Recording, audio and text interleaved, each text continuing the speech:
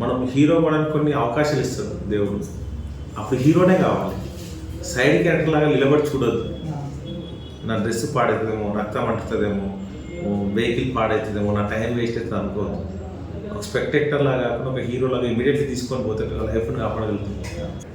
Illegal relationship అనేది ఎప్పటికైనా దొరుకుతుంది. ఒకరోజు 2 రోజులు నువ్వు ఏదో సీక్రెట్గా చేస్తా అనుకుంటావు, ఏదో రోజు దొరికిన రోజు నీ పిల్లల ముందు వాళ్ళ ముందు నువ్వు తలెత్తుకొని తిరగలేవు. సో 10 నిమిషాల సుఖం కోసం నీ పిల్లల దగ్గర నువ్వు తల వంచుకోవాల్సిన పరిస్థితి ఉంటుంది. వైఫ్ అండ్ హస్బెండ్ ఎవరిదో తప్పు ఉంటుంది. ఒకవేళ వాళ్ళ ఫాదర్ తప్పు ఉంటే నేను వాళ్ళ ఫాదర్ని గట్టిగా మందలిచ్చినప్పుడు ఆ పిల్లోడు అక్కడి ఉంటే ఆ పిల్లోడు నొచ్చుకుంటాడు. ఎందుకంటే ఏ పిల్లోడికైనా వాళ్ళ ఫాదర్ హీరో.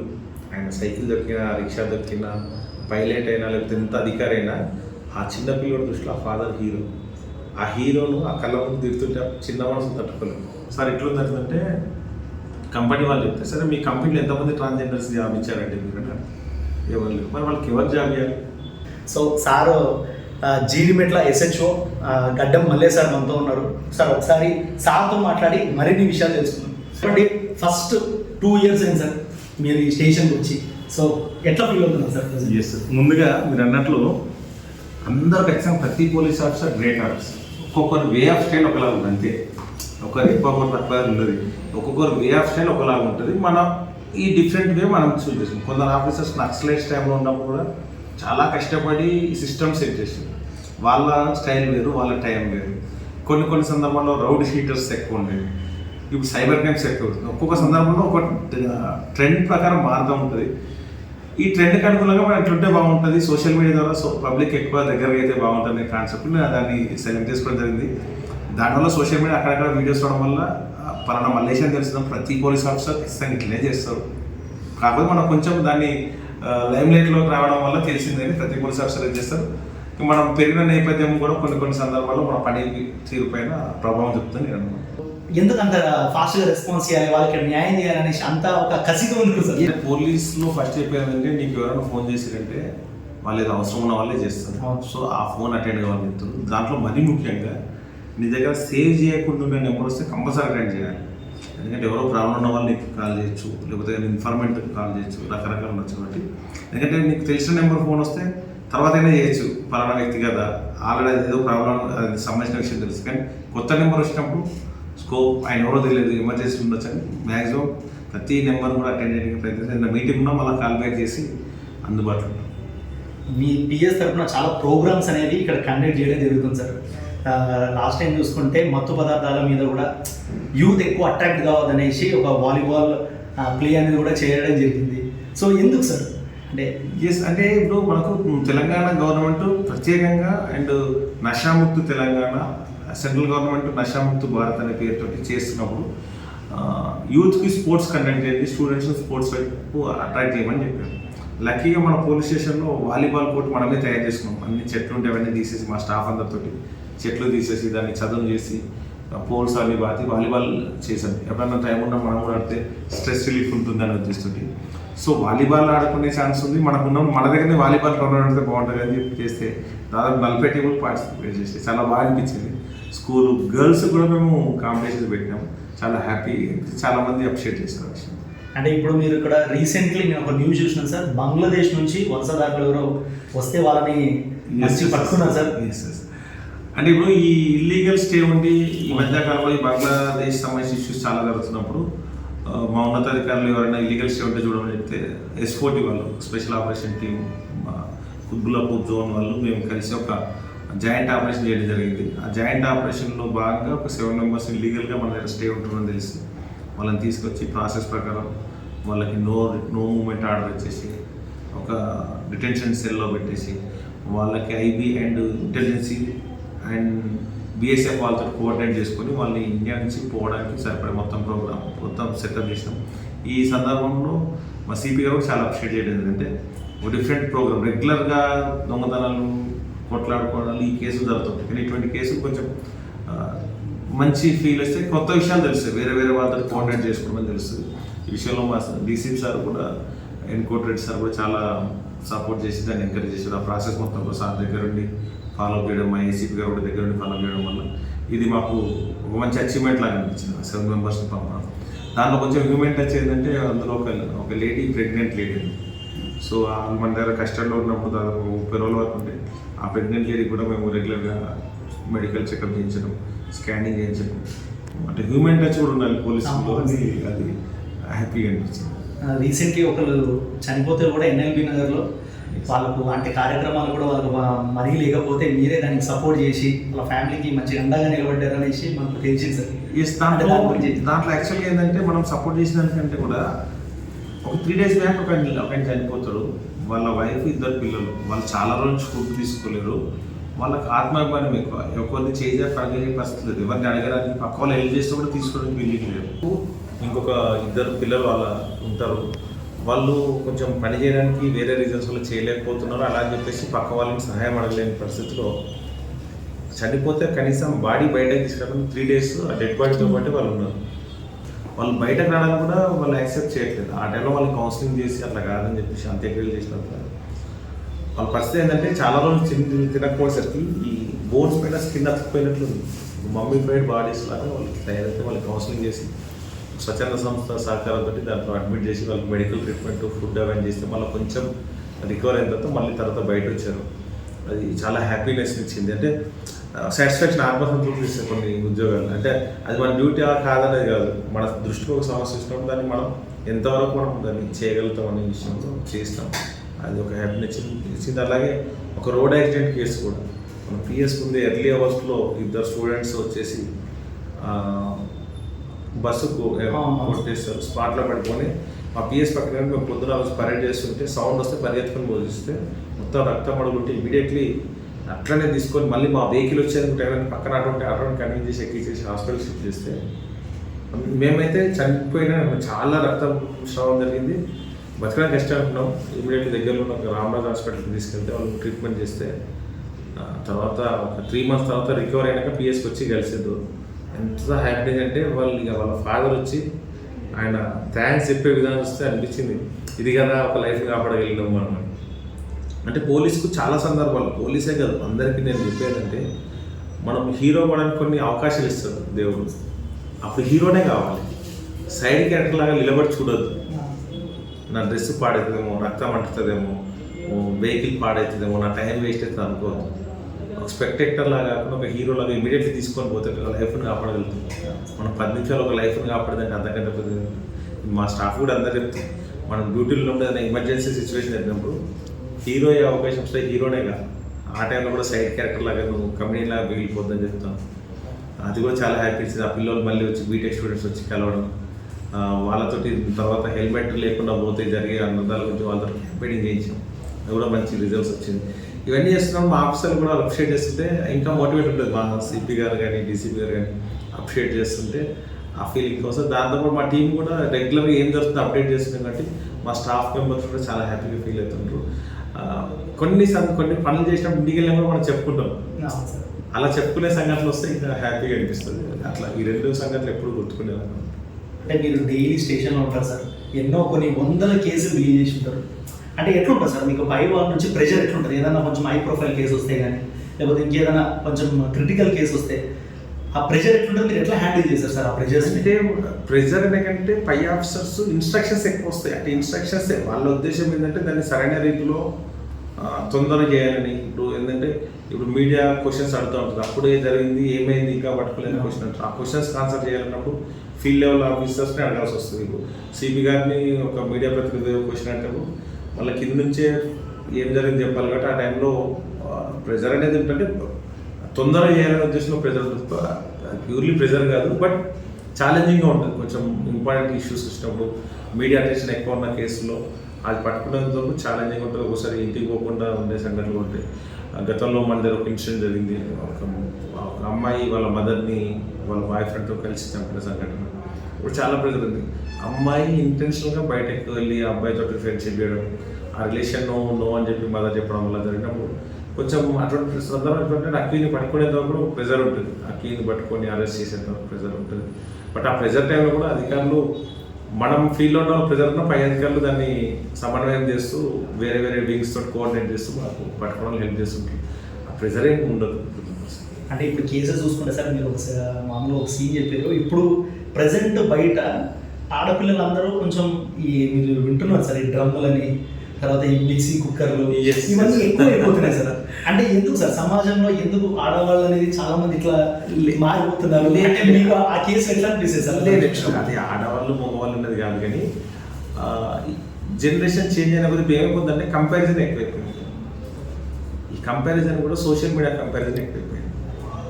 ఎవరో తెలిసిన ఫ్రెండ్ నేను పలానా టూర్ పోయినానని, పలానా దగ్గర వాళ్ళిద్దరు వైఫ్ అండ్ హస్బెండ్ నవ్వుతూ ఫొటోస్ దిగి స్టేటస్ పెడితే వాళ్ళు జీవితాంతా నవ్వుతారు అనే ఫీలింగ్ ఉంటారు.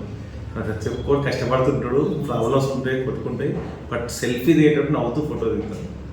ఇది మనం చూసారు, మనం ఇంత హ్యాపీగా లేమని ఊహించుకొని అంటే ఆ లైఫ్ పార్ట్నర్తో ఇంత మంచి లైఫ్ ఎంజాయ్ చేయట్లేదు, వాళ్ళందరూ ఎంజాయ్ చేస్తారని ఒక నెగిటివ్ థాట్లో పోతారంట. సోషల్ మీడియాలో వచ్చే పోస్టులు ఆ పోస్ట్ కోసం ప్రిపేర్ చేసే పోస్టులు కాబట్టి వాటిని చూసి మీరు ఎప్పుడు అట్లా అనుకోవద్దు.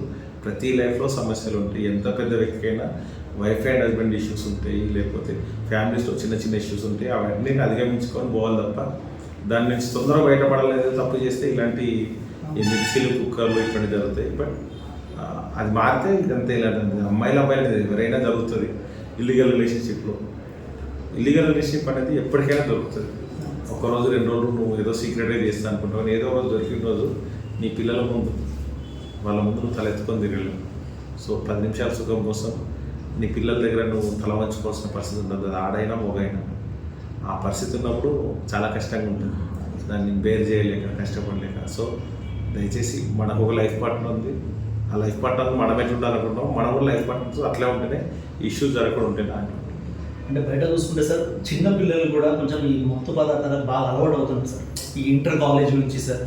ఎందుకంటే బయట వాళ్ళు పెరిగే వాతావరణం అట్లా అయిపోయింది సార్.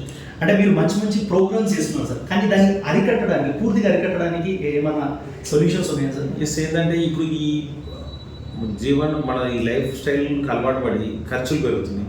ఆ ఖర్చులు మీటడానికి ఇంట్లో మదర్ ఫాదర్ పనిచేసే పరిస్థితి ఏంటంటే ఆ మదర్ ఫాదర్ పనిచేసే క్రమంలో ఒక్కోసారి పిల్లల్ని వాళ్ళను చూసుకోవడం తగ్గిపోతుంది. వాళ్ళు ఏం చేస్తున్నారో, కరెక్ట్గా వెళ్ళబోతున్నారో, రాంగ్ వెళ్ళబోతున్నారో చూసుకోవడం తగ్గిపోతుంది. ఆ టైంలో వీళ్ళకు సోషల్ మీడియా రకరకాల వల్ల కొత్త కొత్త పరిచయాలు ఏర్పడుతుంది. పేరెంట్స్ నుంచి కంట్రోల్ తగ్గింది, కొత్త కొత్త పరిచయాలు ఏర్పడి అప్పుడే కొంచెం తప్పుదారి పట్టే అవకాశం ఉంటుంది. తల్లిదండ్రులు ఖచ్చితంగా కూడా మనం ఓన్లీ స్కూల్ పంపిస్తున్నాం కాబట్టి స్కూల్ వాళ్ళే చూస్తున్నారని కాకుండా అప్పుడు మనం కూడా వాళ్ళని బ్యాక్ చెక్ చేసుకుంటూ వాళ్ళు ఏం ఖర్చు పెడుతున్నారు, వాళ్ళ ఫోన్స్ అప్పుడప్పుడు వీలైతే అప్పుడప్పుడు వాళ్ళ ఫోన్ తీసుకొని వాళ్ళ ఫొటోస్ ఏమున్నాయి, వాళ్ళ సోషల్ మీడియా అకౌంట్లో ఏముంది, వాడు ఏ రకమైన పోస్ట్ పెడుతూ చూస్తే వాడు తప్పుదారి స్టార్టింగ్లోనే మనం ఆపగలిగితే బెస్ట్. మొత్తం వెళ్ళిన తర్వాత వద్దంటే పేరెంట్స్ అటాక్ చేసిన చిల్డ్రన్ ఆ స్టేజ్కి వెళ్ళే ముందే చూసుకుంటే మనం స్టార్టింగ్లోనే వాడి సోషల్ మీడియాని చెక్ చేయడం, వాళ్ళ ఫ్రెండ్స్ ఎవరు ఉన్నారు అప్పుడప్పుడు వీలైతే వాళ్ళ కాలేజీ వరకు వెళ్ళి వాళ్ళ టీచర్స్తో మాట్లాడితే మన యొక్క పిల్లోడి గురించి కానీ మన పాప గురించి మొత్తం విషయాలు తెలిసే అవకాశం ఉంది. అది చేసిన రోజు కొంచెం కంట్రోల్ అయ్యే అవకాశం ఉంది. ఆ సెల్ఫ్గా ప్రతి ఒక్కరు సెల్ఫ్గా అండ్ వాళ్ళ పేరెంట్స్ డిస్కషన్ అండ్ టీచర్స్ కూడా నాకెందుకు అనుకోకుండా ఏదైనా ఇన్సిడెంట్ జరిగితే ఇమీడియట్లీ వాళ్ళ కన్సర్న్ పోలీస్ వాళ్ళకి లేకపోతే వాళ్ళ పేరెంట్స్ ఇన్ఫార్మ్ చేస్తే కొంచెం కంట్రోల్ చేయడానికి ఎక్కువ ఆస్కారం ఉంటుంది. అండ్ ఇప్పుడు తెలంగాణలో ఈ ఈగల్ టీమ్ అని చాలా చాలా యాక్టివ్గా పనిచేస్తున్నారు. చిన్న చిన్న సరే ఇంతకుముందు ఓన్లీ డ్రగ్ అమ్మే వాళ్ళే అరెస్ట్ చేసేది, ఇప్పుడు కన్జ్యూమర్స్ కూడా అరెస్ట్ చేసి వాళ్ళు రిహాబిలిటేషన్ సెంటర్ పంపడం, అవసరమైతే రిమాండ్ పంపడం జరుగుతుంది.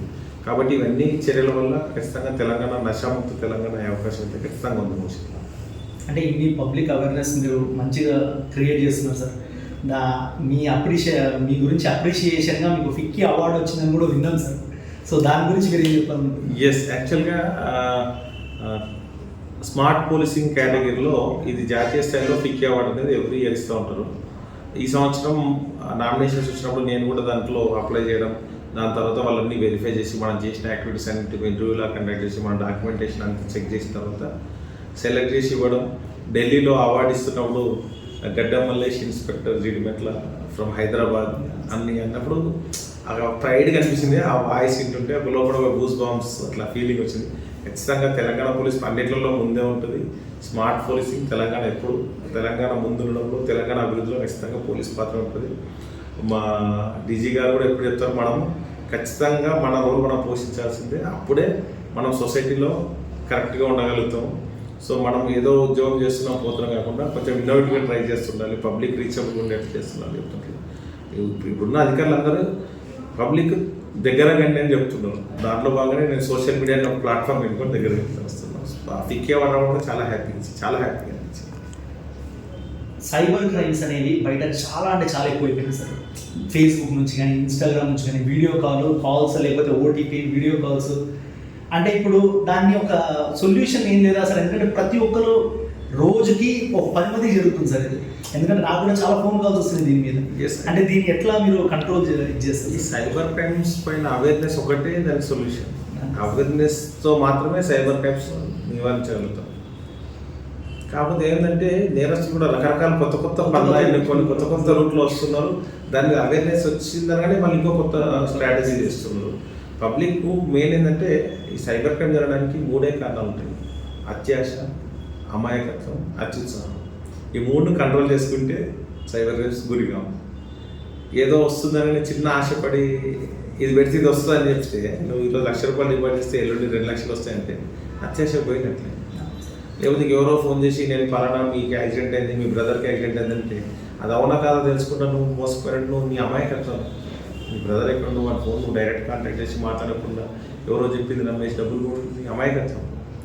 అత్యుత్సాహం అంటే ఈ గేమింగ్ యాప్స్లో నేను నేను స్టడీలో అది నేను ఏమైనా చేయగలుగుతాను, నాకు చాలా నాలెడ్జ్ ఉంది, నేను ప్రాబబిలిటీని గెస్ చేయగలుగుతాను, ఏ టీం గెలుస్తుంది, ఏ టీం కొడుతుంది, అది ఏదో 2-3 గెలవగానే నేను నిజంగానే గెలుస్తాను అన్ని డబ్బులు పెట్టి అత్యుత్సాహంతో పోతే అట్లా పోతుంటాను. ఈ 3ని గుర్తుపెట్టుకుంటే సైబర్ క్రైమ్స్ బయటపడడానికి ఆస్కారం ఉంటుంది. గవర్నమెంట్ కూడా 1930 నెంబర్ని ఎక్కువ ప్రమోట్ చేసింది, cyber crimes help line number. అలాగే ఎన్సీఆర్పీ పోర్టల్ కూడా, national cyber crimes report portal కూడా ఇచ్చింది. అండ్ ముఖ్యంగా ఇది ఒక ఇంపార్టెంట్ విషయం. అంటే మీరు సైబర్ క్రైమ్స్ కూడా అడిగారు కదా, సైబర్ క్రైమ్స్ జరిగినప్పుడు కంప్లైంట్ కానీ ఇమీడియట్లీ నేరస్తుడి అకౌంట్ ఫ్రీజ్ అవుతుంది. ఆ అకౌంట్ నుంచి ఏ అకౌంట్కి అమౌంట్ పోయిందో అకౌంట్ కూడా ఫ్రీజ్ అవుతుంది. కొన్ని సందర్భాల్లో మనం తెలియకుండా మన అకౌంట్ ఫ్రీజ్ అయిపోతుంది. ఎక్కడో ఎవడో తీసుకొని ఏదో చిన్న అమౌంట్ 100-200 వచ్చినా కూడా సిస్టమ్ డిఫాల్ట్ అకౌంట్ ఫ్రీజ్ చేస్తుంది. ఇట్లాంటి చాలా ఇబ్బందులు వస్తున్నాయి. మళ్ళీ గవర్నమెంట్ ఉన్నతాధికారులు దీని మీద చర్చలు జరిపి దీనికోసం ఒకటి మనం తీసుకురావాలని చెప్పేసి ఈ మధ్య కొత్తగా అది లాంచ్ చేశారు. ఎవరిదైనా అకౌంట్ ఫ్రీజ్ అయింది, మీరు నిజంగా సైబర్ క్రైమ్స్లో ఇన్వాల్వ్ కాలేదు, ఆ నేరం మీకు సంబంధం లేదన్నప్పుడు మీ కన్సర్న్ బ్యాంక్కి వెళ్ళి ఒక మెయిల్ మీరు జనరేట్ చేసినట్టు ఆ mail concern police station bank ద్వారా వెళ్తుంది. వాళ్ళంతా వెరిఫై చేసి మీకు అవసరమైతే ఆన్లైన్లోనే మీకు వీడియో కాన్ఫరెన్స్ కండక్ట్ చేసి ఒకవేళ సాటిస్ఫై అయితే మీ అకౌంట్ అన్ఫ్రీజ్ చేయడం జరుగుతుంది. సో బ్యాంక్ అకౌంట్ అన్ఫ్రీజ్ అయితే కంగారు పడాల్సిన అవసరం లేదు. మీ కన్సర్న్ బ్యాంక్ వెళ్ళండి. బ్యాంక్ వెళ్ళితే ఈ ప్రాసెస్ కొత్తగా తీసుకొచ్చారు, మీకు అకౌంట్స్ అన్ఫ్రీజ్ చేసుకోవడానికి ఆస్కారం. ఇప్పుడు నేను లోపలికి వచ్చే ముందు అబ్జర్వ్ చేసినాను సార్, మదర్స్ ఫీడింగ్ రూమ్ ఉంది సార్. అంటే చాలా స్టేషన్లో అసలు లేదు సార్. అంటే నాకు చూడగానే చాలా బాగా అనిపించింది సార్. అందుకే దాని గురించి ఒకసారి అడుగుదామని. ఎట్లా వచ్చింది సార్ అసలు ఆలోచన? ఎస్ యాక్చువల్లీ ఏమవుతుందంటే మనము ఎక్కడికి వెళ్ళినా కూడా స్త్రీమూర్తికి ఒక ప్రత్యేకమైన మనం ఆ గుర్తింపు ఇవ్వాలి, ఆ గౌరవం ఇవ్వాలి. ఒక మహిళ పోలీస్ స్టేషన్ కంప్లైంట్ ఇవ్వడానికి వచ్చి ఆ మహిళ దగ్గర చిన్న బాబు ఉంటే ఒకవేళ ఆ పోలీస్ స్టేషన్లో ఒక 1 hours అక్కడ ఉండాల్సి వచ్చి కంప్లైంట్ రాయడం ఆ విషయంలో లేట్ అవుతాయి, ఆ మదర్ ఆ బేబీకి పాలు ఇవ్వాలంటే చాలా ఇబ్బంది పడే సందర్భం. అంటే పాలు ఇవ్వడానికి కూడా అడ్జస్ట్ అయిన సందర్భాలు నోటీస్ చేస్తాం. ఒకసారి ఇవ్వాల్సి వస్తే ఏదో చెట్ల సైడ్కి వెళ్ళి లేకపోతే గోడ వైపు ఫేస్ చేసి చూసిన సందర్భం ఉంటే లేదు, ఒక డెడికేటెడ్ ప్లేస్ ఇస్తే బాగుంటుంది. అమ్మతరాన్ని గౌరవించాలని ఉద్దేశంతో మేము ఒక రూమ్కి డెడికేటెడ్ రూమ్స్ తయారు చేసి అందులో ఒక 2 ఈ ఫోల్డబుల్ చైర్స్ కొంచెం అంటే రెస్ట్ మోడ్లో పడుకొని ఆ బేబీకి ఫీడింగ్ ఇచ్చేట్టుగా రూమ్ ప్లాన్ చేసినాం. ఆ రూమ్ ఓపెనింగ్ మా సిపి గారు రావడం చిన్నదే, కాకపోతే మన ఆలోచన డిఫరెంట్ ఉందని దాన్ని ఓపెన్ చేయడానికి అప్పటి సిపి గారు మంత్రి అవినాష్ మంత్రి సార్ వచ్చి ఓపెన్ చేయడం జరిగింది. ఖచ్చితంగా మనం మదర్ ఆ మాతృమూర్తి అనే దానికి గౌరవం ఇవ్వకపోతే దానికి అర్థం లేదు. ఆ ప్రయత్నం చేసాము, సక్సెస్ఫుల్ అయింది, చాలా హ్యాపీనెస్ ఇచ్చింది. అంటే మీరు ఇన్ని కేసులు డీల్ చేశారు సార్, మీ మనసుకు అరే నేను ఈ కేసు డీల్స్ నాకు నా మనసు చాలా బాగా నచ్చింది అనేది ఏదైనా ఉందా సార్ మెమరీ? ఎట్లా? యాక్చువల్గా ఏంటంటే మనకు ఇప్పుడు పక్కన ఇక్కడ చిల్డ్రన్ ప్లే జోన్ ఏర్పాటు చేసాం. దాని ఉద్దేశం ఏంటంటే అందరూ ఏదో చిన్నపిల్లలు ఆడుకోవడానికి అనుకుంటాం, కానీ ఇన్వెస్టిగేషన్లో భాగంగా కౌన్సిలింగ్లో భాగంగా పెట్టించాను నేను. ఎవరైనా వైఫ్ అండ్ హస్బెండ్ గొడవపడి వచ్చినప్పుడు వాళ్ళతో పాటు వాళ్ళు చిన్నపిల్లలు వస్తుంటారు. వైఫ్ అండ్ హస్బెండ్ ఎవరిదో తప్పు ఉంటుంది, ఒకవేళ వాళ్ళ ఫాదర్ తప్పు ఉంటే నేను వాళ్ళ ఫాదర్ని గట్టిగా మందలిచ్చినప్పుడు ఆ పిల్లోడు అక్కడి ఉంటే ఆ పిల్లోడిని నొచ్చుకుంటాడు. ఎందుకంటే ఏ పిల్లోడికైనా వాళ్ళ ఫాదర్ హీరో. ఆయన సైకిల్ దొరికినా, రిక్షా దొరికినా, పైలట్ అయినా, లేకపోతే ఎంత అధికారి అయినా ఆ చిన్న పిల్లోడి దృష్టిలో ఆ ఫాదర్ హీరో. ఆ హీరోను ఆ కళ్ళ ముందు తిరుగుతుంటే చిన్న మనసు తట్టుకోలేము. అలా ఉండద్దని కౌన్సిలింగ్ చేసినప్పుడు ఖచ్చితంగా పిల్లల్ని తీసుకెళ్ళి ఇక్కడ మన దీంట్లో ప్లే జోన్లో ఇస్తే వాళ్ళు ప్లే జోన్లో ఆడుతూ ఉంటారు. అప్పుడు వీళ్ళతో కౌన్సిలింగ్ గట్టి చేసి మనం చేయాల్సిన విధంగా కౌన్సిలింగ్ చేసిన తర్వాత ఆ ప్లే జోన్లో ఉన్న సీసీ కెమెరా ద్వారా పేరెంట్స్ చూపిస్తారు, చూడండి పిల్లలు ఎంత మంచిగా ఆడుకుంటున్నారు, ఈ టైంలో మీ పిల్లలు స్కూల్లో ఆడుకోవాలి కానీ పోలీస్ స్టేషన్లో ఆడుకుంటారు. ఎవరికి తప్పు? మీ ఇద్దరి మనస్పర్ధల వల్ల, మీ ఇద్దరి ఇగోల వల్ల పిల్లలు లైఫ్ ఎందుకు డిస్టర్బెన్స్ చేసినప్పుడు అందరూ మారకపోవచ్చు. ఒక 100 కౌన్సిలింగ్లో 2 కౌన్సిలింగ్ మారినా మనం సక్సెస్ కదా. 100 మారితే అనుకోదు, ఒక్కరిద్దరైనా మారే అవకాశం ఉంటుంది కదా. అండ్ ఒకసారి ఇట్లే చిన్న పాప వాళ్ళకి ఒక 6 months 9 months బేబీని తీసుకొచ్చారు, భార్య భర్తలు కూడా పెట్టుకొని విడిపోతామని చెప్తారు. ఆ బేబీని ఇక్కడనే తీసుకొని కూర్చుంటున్న టేబుల్ మీద కూర్చుంటే నవ్వుతూ మాట్లాడి ఈ పాపను అలా ఇబ్బంది పెడుతున్నారని గట్టి కౌన్సిలింగ్ ఇస్తే వాళ్ళు అప్పుడే రియలైజ్ అయ్యి అదే వాళ్ళు ఈ చిన్న పాప కోసం నేను ఇంత ఆలోచిస్తున్నా, ఇంత క్యూట్గా ఉంది, మీరు ఎందుకు ఇట్లా కొట్టుకుంటారు అని చెప్పేసి అంటే మన ముందే అమ్మాయికి ఆ కంప్లైంట్ పేపర్ చింపేసి నాకు కేసు అవుతారు మేము కలిసి ఉంటామని చాలా ఆత్మసంతృప్తి ఇస్తుంది. ఎందుకంటే కొన్ని ఫ్యామిలీస్ కలపడం అనేది ఎప్పటికీ ఆత్మసంతృప్తి ఇస్తుంది. ఇన్స్టెంట్ జస్టిస్ కదా, దానికోసం ఎక్కడో లాగాల్సి వస్తుంది లేకుండా జరిగింది, అది చాలా ఆత్మసంతృప్తి ఇస్తాం. అండ్ ఇది ఒకటి అమ్మాయికి శ్రీమంతం శ్రీమంతం చేసిన. Okay sir, continue. Sir recently నేను ఒక మాట విన్నాను సార్, అంటే మీ స్టేషన్లో వర్క్ చేసే ఒక కానిస్టేబుల్ అమ్మాయికి మీరు శ్రీమంతం కూడా చేశారంట సార్. అది నిజంగా చాలా బాగా అనిపించింది సార్, దాని గురించి. ఎస్, అదే యాక్చువల్లీ ఏంటంటే మా దగ్గర పనిచేస్తుంటుంది అమ్మాయి. నేను వచ్చిన తర్వాత ఈ 2 yearsలోనే అమ్మాయికి లాస్ట్ ఇయర్ మ్యారేజ్ అయింది, ప్రెగ్నెన్సీ వచ్చింది.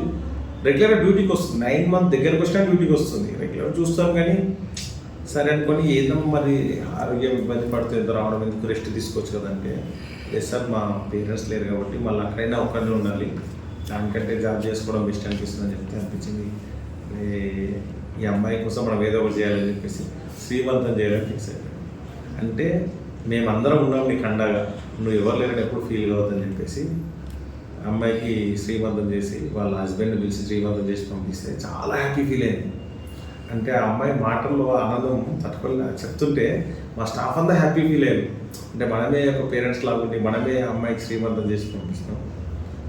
ముందే అమ్మాయికి బాబు కూడా పుట్టిండు, మంచిగా అనిపించింది. అంటే ఎవరేమి మిస్ అవుతారో ఆ మిస్ అయిందని మనకు అవకాశం ఉంటే దాన్ని ఫుల్ఫిల్ చేసినాం అనుకో. అంటే ఒక వ్యక్తి హ్యాపీనెస్లో మనం భాగమైతే, మనం కారణమైతే అది చాలా సంతోషం ఉంటుంది. ఒక వ్యక్తికి హ్యాపీనెస్ ఇవ్వడానికి మనం కారణమయ్యే పరిస్థితులు ఎప్పుడు వచ్చినా మిస్ చేసుకోవద్దు. అది చేసుకున్నాం, చాలా బాగా అనిపించింది. ఆ తర్వాత మా స్టాఫ్ కూడా చాలా హ్యాపీ ఫీల్ అయ్యారు, సార్ మీరు ఎంత పర్సనల్గా తీసుకొని మా గురించి ఆలోచిస్తున్నారని.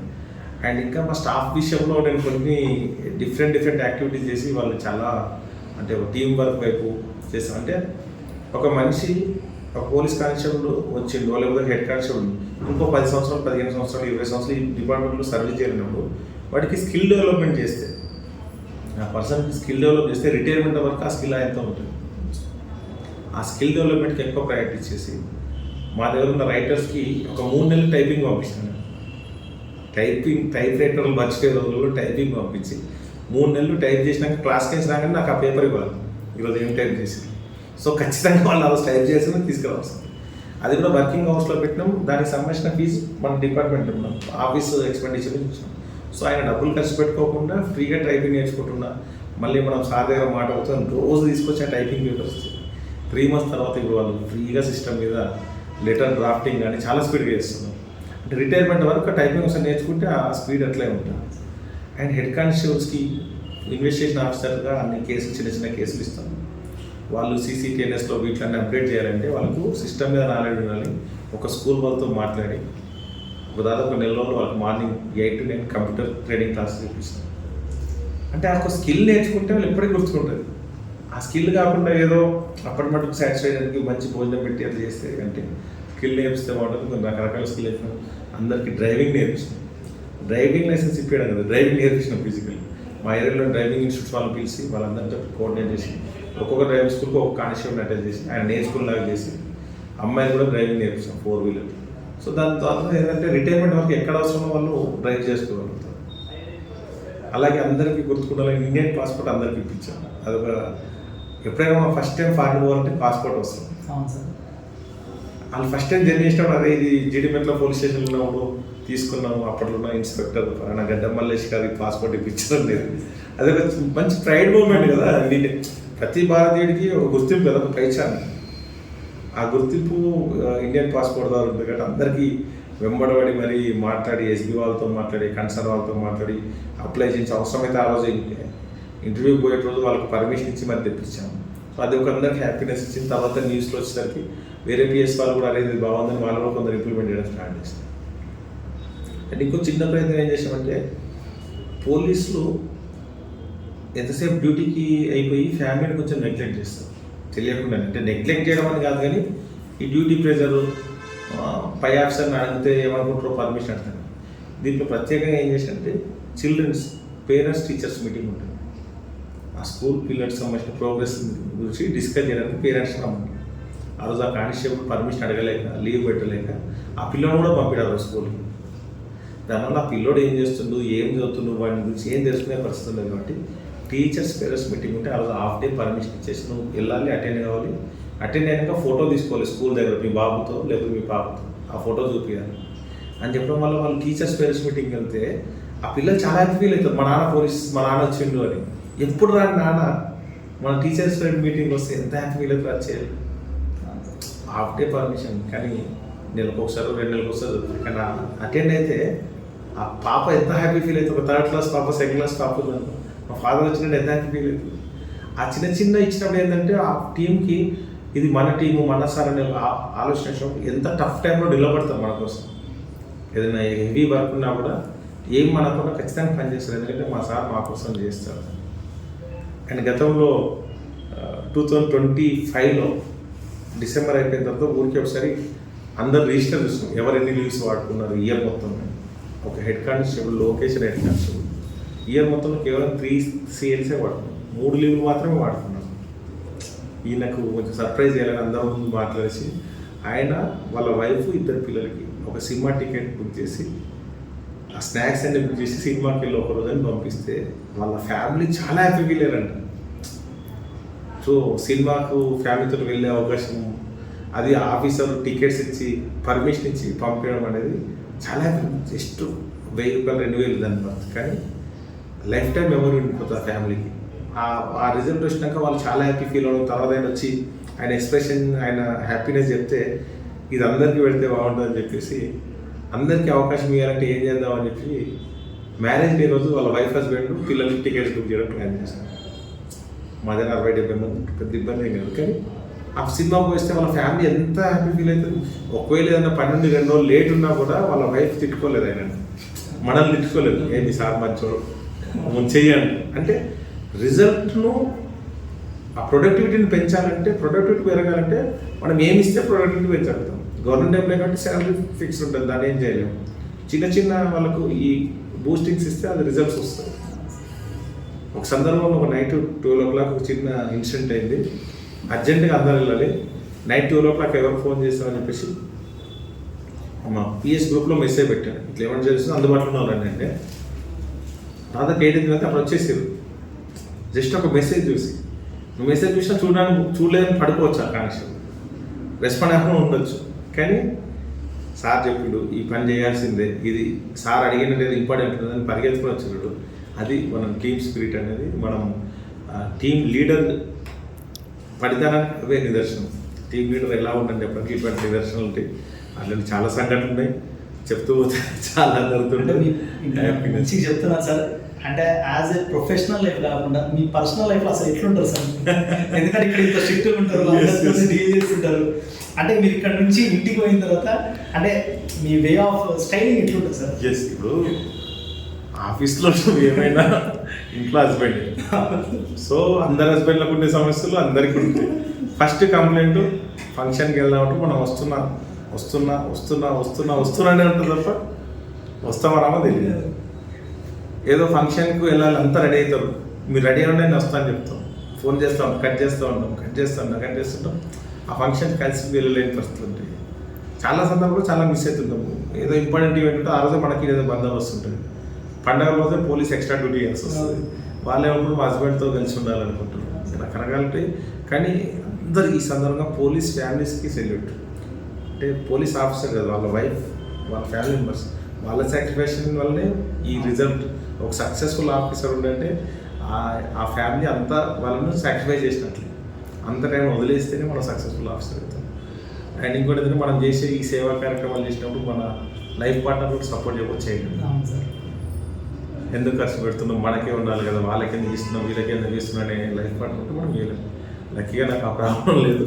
తను కూడా కొంచెం సోషల్ సర్వీస్, సోషల్ యాంగిల్లో ఉంటుంది. తను కూడా లెక్చరర్, గవర్నమెంట్ లెక్చరర్. సో మాకు పిల్లలు వాళ్ళకి ఇంకేదో చేయాలి.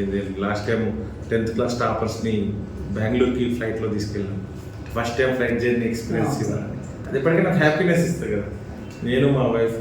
ఎందుకంటే దాంట్లో గర్ల్స్ ఉన్నారు స్టూడెంట్స్. సో గర్ల్స్ ప్రొటెక్షన్ మళ్ళీ మా వైఫ్ని తీసుకెళ్ళి అంటే చిన్న చిన్న హ్యాపీనెస్. బిగ్ టు బెంగళూరు ఫ్లైట్లో తీసుకెళ్ళాను.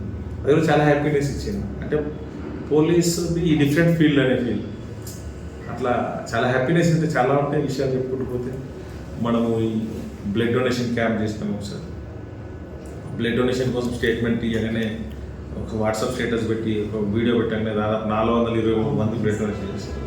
ఆ సందర్భంలో మా సిపి గారు, అంటే రక్తదానం కింద మంది వచ్చింది, దావత్ పెడితే కూడా 400 మంది రారు, 400 మంది వచ్చి రక్తం ఇచ్చిండ్రా అంటే చెప్పినాం. సార్ ఆన్లైన్ రిజిస్ట్రేషన్ పెట్టినాం. రిజిస్ట్రేషన్ ముందు రోజు మా కానిస్టేబుల్ వాళ్ళకి ఫోన్ చేసి, మీరు రేపు ఒక మంచి కార్యక్రమం చేయబోతున్నారు సార్, రాత్రి మంచి నిద్రపోండి, మంచి భోజనం చేయండి, మోటివేట్ చేసేసరికి మర్చిపోయిన వాళ్ళు కూడా ఖచ్చితంగా వచ్చి ఇవ్వాలని ఫీల్ తీసుకొచ్చినాం.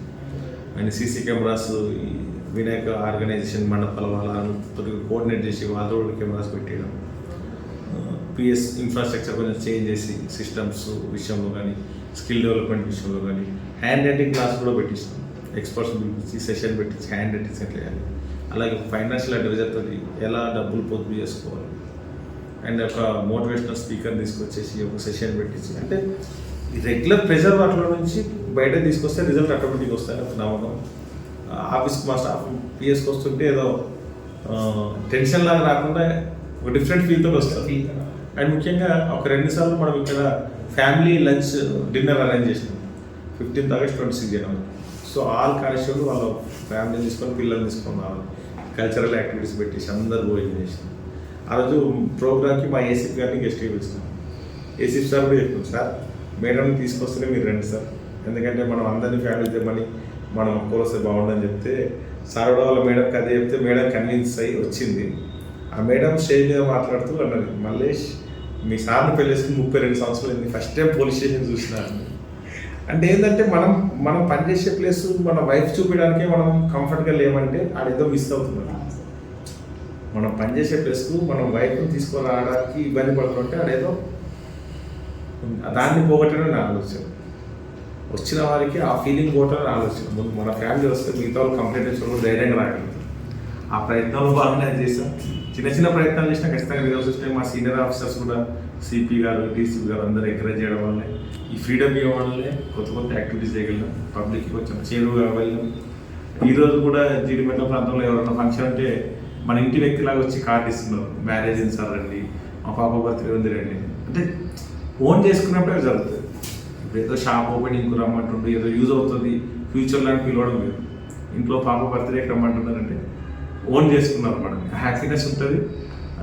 ఎక్కడైతే కొంచెం పేదరికం ఉంటుంది అక్కడనే ప్రేమాభిమానాలు ఎక్కువ ఉంటాయి. వాళ్ళే మనల్ని ఎక్కువ దగ్గర తీసుకోవడం, మనం పోయినప్పుడు మంచి గౌరవం ఇవ్వడం, మంచి మాట్లాడడం జరుగుతుంది. అలాగే మన చిత్తరమ్మ జాతర అయినప్పుడు కూడా చాలా మంచి చేసినాం. ఆ జాతరకు వచ్చే వాళ్ళకి ఇబ్బంది కాకుండా రూట్ మ్యాప్ను ఒక వీడియో చేసి సర్క్యులేట్ చేస్తే చాలా విషయాలు తెలుస్తాయి. చాలా మంది అంటే ఎక్కడ వెహికల్స్ ఆపాలి, ఎక్కడ పార్కింగ్ ఉంటుంది, ఎక్కడ వరకు వెహికల్ పోలీసులు తెలియకపోతే అక్కడికి వచ్చినాక ఇబ్బంది పడుతుంది. ఆ ఇబ్బంది ఏమంటే ఒక 3-4 days ముందు ఒక వీడియో చేసి ఎక్కడ పార్కింగ్ ఉంది, ఏ రూట్ వచ్చే వాళ్ళు ఎక్కడ దాకా రావచ్చు, నడుచుకుంటూ వచ్చే వాళ్ళు ఎక్కడ వెళ్ళాలి, మొక్కులు ఎక్కడ చెల్లించుకోవాలి, అవన్నీ వీడియో ఎక్స్ప్లెయిన్ చేసేసరికి చాలా అప్రిషియేషన్ వచ్చినప్పుడు అదే సింపుల్గా అయిపోయింది సార్, మాకు ఎలాంటి ఇబ్బంది లేకుండా అని. అండ్ అక్కడ క్యూ లైన్స్ కూడా కొన్ని ఎక్స్ట్రా పెట్టించేసి విఐపీకి సపరేట్ రూట్ పెట్టి ఇవన్నీ పెట్టడం వల్ల ఎవరికి ఇబ్బంది కాకుండా మనం ఈజీగా చేయగలిగాం. ఈ సంవత్సరం ఇది చాలా కమిటీ వాళ్ళు కూడా ఉన్నారు సార్, 50 yearsలో డిఫరెంట్గా ప్లాన్ చేసి ఇబ్బంది కాకుండా చేసేవారు. రంగం టైంలో అందరిని కూర్చోబెట్టేసి రంగం ఎక్కడ కొన వ్యక్తి కూడా రంగం వినబడేలాగా ప్లాన్ చేస్తాం. ఇటువంటి చిన్న చిన్న ప్రయత్నాలు అంటే మనం ప్రిపరేషన్ కరెక్ట్గా ఉంది, దాని మీద వర్కౌట్ చేస్తే ఆటోమేటిక్గా ఎగ్జిక్యూషన్ కూడా బాగుంటుంది. అట్లా చేసినాం. అది కూడా మంచి మెమరీ. వినాయక చవితి అప్పుడు ఎలాంటి ఇబ్బంది జరగకూడదు. లక్కీ ఏంటంటే ఏది కమ్యూనల్ ఇష్యూస్ కాకుండా 2 ఇయర్స్ కమ్యూనల్ ఇష్యూస్ కాకుండా చూసుకోగలిగాను. ఒకసారి ఒక టెంపుల్లో దొంగతనం అయితే కూడా విత్ ఇన్ 24 hours వాళ్ళని పట్టుకొని ఆ ఆర్నమెంట్స్ తీసుకొచ్చి అప్పుడున్న మా డీసీపీ గారితో అభిషేకం చేసి ఆ ఆభరణాలన్నీ పెట్టించడం, అవన్నీ కొంచెం హ్యాపీనెస్ ఇస్తే ఎప్పటికి గుర్తుపడిపోతుంటాయి. ఉద్యోగం రెగ్యులర్గా చేస్తుంటాం, ఉద్యోగం కొంచెం హట్కే చేస్తే రిజల్ట్స్ వేరేలా ఉంటాయి. అంటే ఇప్పుడు నేను అడిగే question sir public high demanded question sir. అంటే బయట చూసుకుంటే సార్ ట్రాన్స్జెండర్ అది కొంచెం మిస్సింగ్ అవుతున్నారు సార్. అంటే దాంట్లో 50% బాగానే ఉన్నారు సార్, ఒక 50% ఆఫ్ పీపుల్ మాత్రం దౌర్జన్యం చేయడం, వాళ్ళు ఏదైనా ఇవ్వకపోతే వాళ్ళ మీదే ఇంకా ఇది చేయడం, ఏదైనా చేస్తా అనడం, ఇవన్నీ చాలా ఎక్కువ అయిపోతుంది సార్. ఈ విషయంలో నేను రాగానే ఫస్ట్ చేసిందంటే నేను వాళ్ళ పిలిచి గట్టిగా కౌన్సిలింగ్ చేసి వార్న్ చేసి చేయడం వల్ల ఇండస్ట్రీస్కి వెళ్ళేసి ఏదైనా ఫంక్షన్ ఉంది, గృహ ప్రవేశం ఉందంటే అందరూ పోయి ఇబ్బంది పెట్టుంటే వాళ్ళందరికీ పిలిచి గట్టిగా ఈ ఏరియాలో ట్రాన్స్జెండర్స్ అందరికి పిలిచి గట్టిగా వార్న్ చేసి అందరి ఫోటోగ్రఫీస్ వాళ్ళ ఆధార్ కార్డ్స్ ఐడి ప్రూఫ్ తీసుకొని ఒక రకమైన కంట్రోల్లో పెట్టగలిగాను. ఆ కంట్రోల్లో పెట్టేందంటే మీరు ఎక్కడికైనా వెళ్ళి అడిగితే వాళ్ళు నచ్చితే ఇస్తారు, నచ్చినంత ఇస్తారు, వాళ్ళకి నచ్చితే ఇస్తారు, నచ్చినంత ఇస్తారు, అంతే. డిమాండ్ చేయడం కాదు. డిమాండ్ చేసి దాన్ని వాళ్ళు కంప్లైంట్ ఇస్తే ఖచ్చితంగా ఎక్స్ట్రా కేసు పెట్టి జైలు పంపిస్తాను. గట్టిగా వార్నింగ్ వేయడం జరిగింది. ఆ తర్వాత ఈ సంవత్సరం ఈ దసరా దీపావళి టైంలో ఇండస్ట్రీ వాళ్ళ తర్వాత వచ్చి చెప్పారు సార్ ఈ సంవత్సరం మాకు కొంచెం రిలీఫ్ అనిపించిందని. అయితే ఇంకా కొంచెం ఏంటంటే మనం ఇక్కడ కూడా హ్యూమన్ టచ్ ఉండాలి. ట్రాన్స్జెండర్స్ని మనము అందరూ ట్రాన్స్జెండర్స్ అని కొంచెం చిన్న చూపు చూస్తాం. నాకు కొందరు వచ్చి కంప్లైంట్ చేస్తుంటారు, సార్ ఎట్లుందంటే కంపెనీ వాళ్ళు చెప్తే సరే మీ కంపెనీలో ఎంతమంది ట్రాన్స్జెండర్స్ జాబ్ ఇచ్చారంటే ఎందుకంటే ఎవరు లేవు, మరి వాళ్ళకి ఎవరు జాబ్ ఇవ్వాలి? వాడికి వేరే ఆల్టర్నేట్ లేనప్పుడు ఈ రోడ్స్ పైన బెగ్గింగ్ చేసుకోవడం కానీ లేకపోతే రకరకాల యాక్టివిటీస్ చేస్తుంటారు. సో ఈ మధ్య దీన్ని నివారించడానికి పోలీస్ శాఖ ట్రాఫిక్లో కూడా వాళ్ళని వాలంటీర్స్గా తీసుకొని వాళ్ళకి 20,000 ఆనర్ తీస్తున్నాం. అట్లా ప్రయత్నాలు చేస్తున్నాం. అంటే అది సామాజిక రుగ్మత, అది ఒక పోలీస్ ప్రాబ్లమే కాదు, ట్రాన్స్జెండర్స్ అనేది సామాజిక రుగ్మత. అది తీర్చడానికి అన్ని డిపార్ట్మెంట్స్ చేసినప్పుడు వెళ్తుంది. నేను అయితే ఆ రకంగా వాళ్ళని కంట్రోల్ చేయగలిగాను. ఏదైనా ఇష్యూ ఉంటే కూడా పిలవగానే అందరూ వచ్చేస్తారు. అంటే వాళ్ళు సిస్టమేటిక్గా ఎంతమంది అంతమంది అటెండ్ అయ్యేటట్టు, ఎవరు ఇల్లీగల్ యాక్టివిటీ చేయకుండా, ఎవరినో కొట్టి డబ్బులు లాక్కోవడం ఇలాంటి చేయకుండా అయితే 2 years నుంచి కంట్రోల్ చేయగలుగుతున్నాం. పూర్తి స్థాయిలో దాన్ని మనం చేయడం అనేది కొంచెం టైం పడుతుంది.